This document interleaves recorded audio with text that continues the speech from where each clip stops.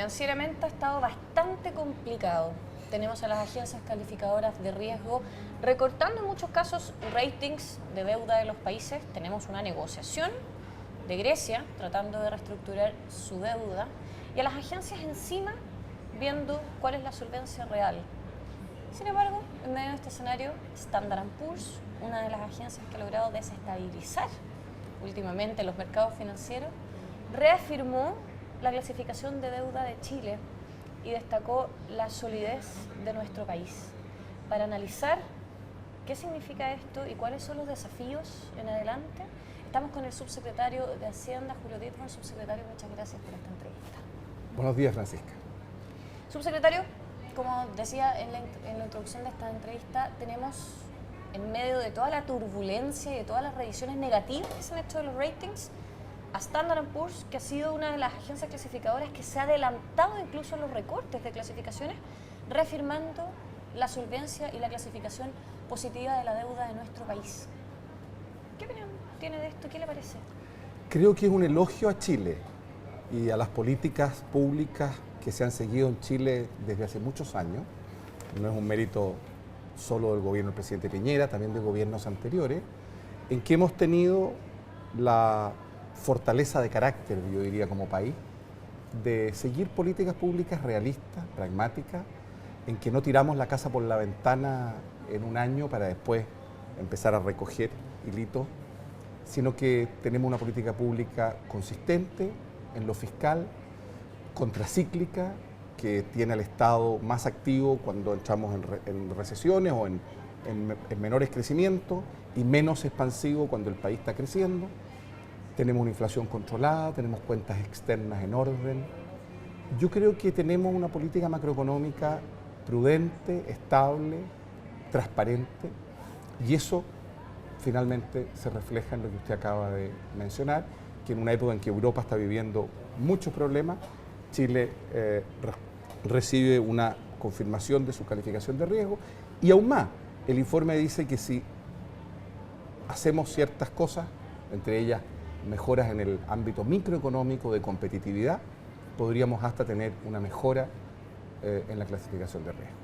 Vámonos precisamente a eso, subsecretario, porque si bien Standard & Poor's hace elogios, cito textual el informe donde dice que existe un ingreso per cápita y una disparidad de los ingresos o una desigualdad muy grande en Chile, y eso constriñe el seguir aumentando el rating, es decir, es una crítica directa a la mala distribución del ingreso que tenemos en nuestro país. Así es. ¿Cómo se asume eso?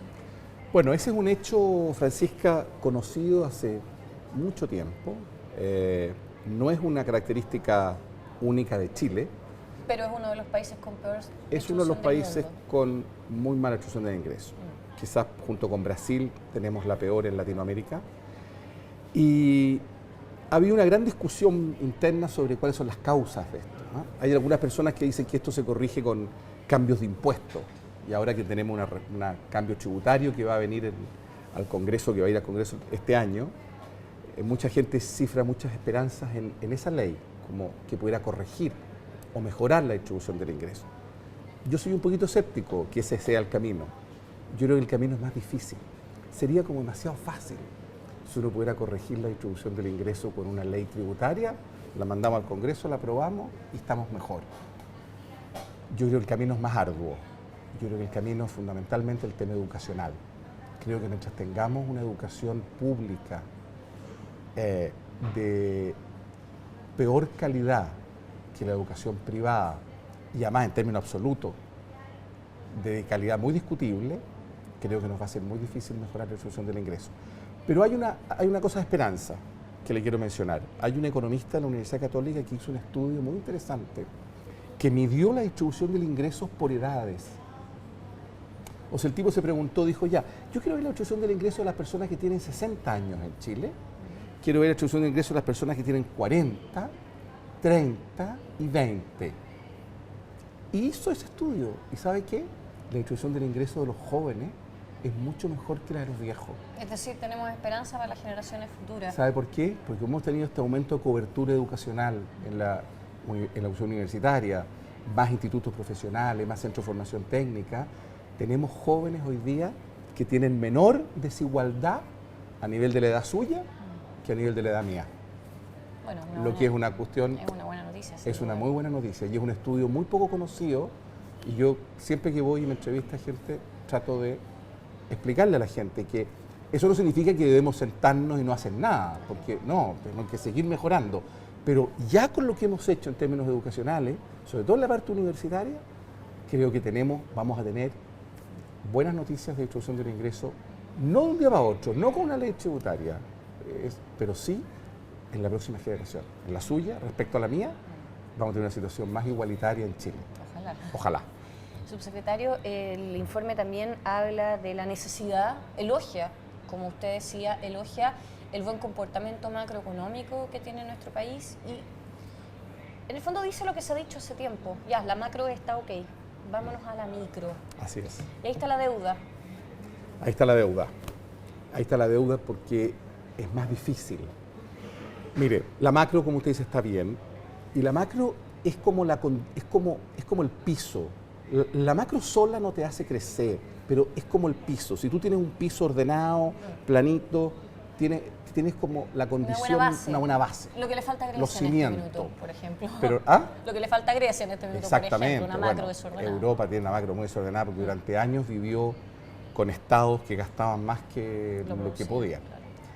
Pero entonces tenemos la necesidad de hacer o de implementar lo que el presidente ha impulsado, que es la Agenda de Impulso Competitivo, que ya van 60 medidas, algunas de ellas muy discutidas, porque son medidas que hieren intereses muchas veces de grupos, pero tenemos que hacerlo, porque son medidas que promueven la competitividad y que finalmente van a aumentar la productividad. Y esta es una palabra clave. Un país que no es capaz de aumentar la productividad, finalmente no es capaz de crecer.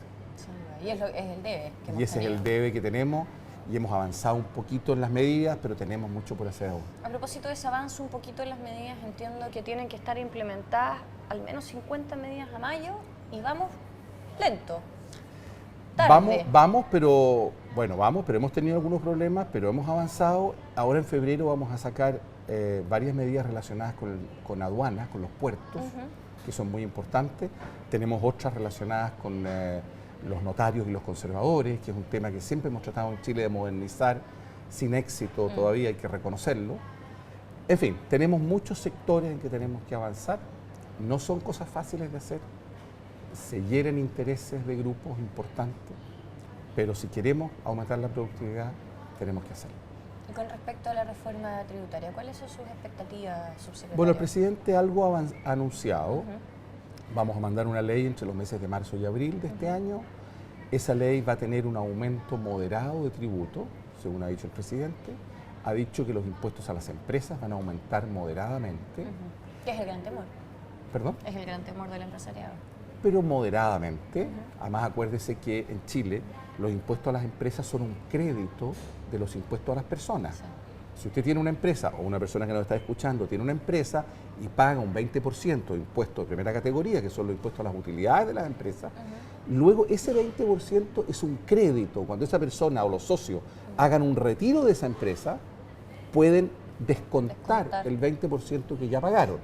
Eso es una característica muy peculiar del sistema tributario chileno. ¿Cambios por ese lado no vienen? No, Perfecto. cambios de fondo del sistema tributario no vienen. O sea, el sistema en su orgánica profunda se mantiene. ¿Y no teme que lo acusen de una reforma maquillaje? No, porque vamos a mantener ciertos impuestos de las empresas algo más altos y vamos a disminuir otros impuestos. Porque no es el propósito tampoco hacer un aumento en recaudación muy alto. Pero el presidente ha dejado entrever que es un poco la disputa que hay con Hacienda, con su jefe, con el ministro. Con el presidente no hay disputa. No, pero el con ministro el presidente dice que no hay no es disputa. necesario. Donde manda capitán no manda marinero. Está bien, pero el ministro dice que no es necesario más recaudación y el presidente no lo ha dicho expresamente, pero lo ha dejado entrever. El presidente ha Necesitamos dicho que va a haber un aumento moderado en la recaudación para financiar los gastos educacionales de carácter permanente que se pusieron en el presupuesto del año pasado, de este año, perdón, del 2012, y que eso es necesario financiarlo con un aumento permanente de impuestos. Es decir, se viene fuerte la discusión. Se viene una discusión fuerte, pero no hay un cambio al sistema tributario en su concepción profunda, se mantiene un sistema tributario como el que tenemos nosotros, que es un sistema integrado entre la empresa y las personas. Eso yo creo que es muy potente, porque eso hace que sea un sistema muy pro inversión. Y eso hay que mantenerlo. Que hay que cuidar en el fondo. Exactamente. Subsecretario, con respecto a las medidas de competitividad, la agenda de impulso competitivo que fue impulsada por el Ministerio de Economía, por el antecesor al ministro Longueira, el ministro Fontaine, fue el que anunció estas medidas. ¿Dónde van a poner los énfasis? Porque si tienen que implementar 50 medidas de aquí a mayo y está un poco tarde, me imagino que tiene que haber énfasis en algunos puntos específicos. Bueno, ese es un tema que yo le pediría que lo tratara con economía, porque ellos son los que llevan la agenda. Ahora, nosotros tenemos, como Ministerio de Hacienda, algunas tareas, y yo le mencionaba una que la vamos a abordar ahora en febrero, que es el tema de aduanas y puertos, que es una medida que en su momento ocasionó inquietud, que se ha discutido más en mesas de trabajo, con los gremios, y se ha llegado a acuerdos, y eso es lo que se va a poner en práctica durante el mes de febrero. Excelente. Subsecretario, para finalizar, otro punto del informe de Standard & Poor's, donde pone un ojo de alerta, es que dice que Chile tiene un ingreso muy fuerte por el lado del cobre y que eso le imprime volatilidad a la estabilidad económica del país, porque mal que mal las materias primas se transan en los mercados internacionales y estamos un poco a la espera de qué pasa en Grecia para ver cómo le va a afectar a China, para ver si China va a demandar más cobre, y eso impacta directamente en el sueldo de los chilenos. Así es. ¿Cómo se arregla esta monodependencia exportadora que tenemos desde que Chile es Chile? Bueno, en otras épocas tuvimos otra monodependencia que era el salitre. Ahora, en verdad, la verdad es que las exportaciones chilenas han aumentado. Lo que pasa es que el precio del cobre ha sido tan bueno en los últimos años que siempre el cobre ha sido más de la mitad, o sea, ahora sigue siendo más de la mitad, casi el 60% de las exportaciones chilenas. Ahora, ¿qué es lo que hemos hecho? Porque como usted dice muy bien, primero el cobre es una proporción muy grande de nuestras exportaciones y además tiene un precio que es muy volátil. Entonces, ¿cómo estabilizamos al país para no someterlo a esa misma volatilidad?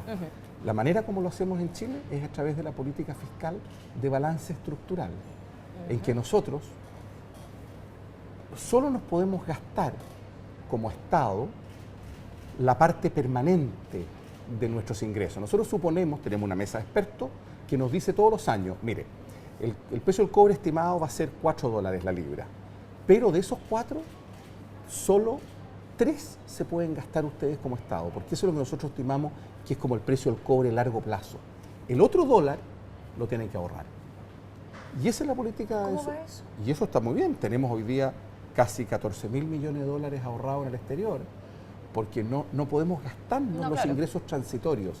Mire, esto es lo mismo que si una persona se gana el loto. Sí, claro. ¿Alguien pensaría que usted señora, pensaría que ese es un ingreso permanente suyo? ¿Que se va a ganar el loto todos los fines de semana? No. ¿Qué es lo que hace una persona sensata que se gana el loto? Ahorra gran parte del premio. Invierte.